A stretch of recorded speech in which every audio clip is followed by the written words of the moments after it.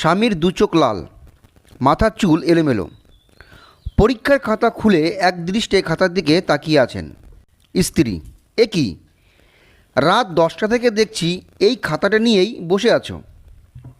শিক্ষক: হ্যাঁ, ওকে কত নম্বর দেব বুঝতে পারছি না। স্ত্রী: কেন, কি লিখেছে? শিক্ষক: লিখেছে, সম্রাট আকবর বিপদের দিনে জাঙ্গে পড়িতেন না। স্ত্রীর চোখ কপালে উঠে গেল। এ আবার কি?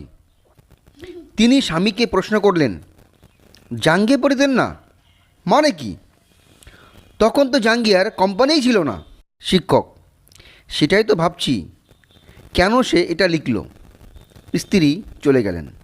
ভোর রাতে একটা হই হুল্লার আওয়াজে স্ত্রীর ঘুম ভেঙে গেল। উঠে দেখলেন স্বামী অত্যন্ত আনন্দের ভঙ্গিতে উন্মাদের মতো সারা ঘর নেচে বেড়াচ্ছেন।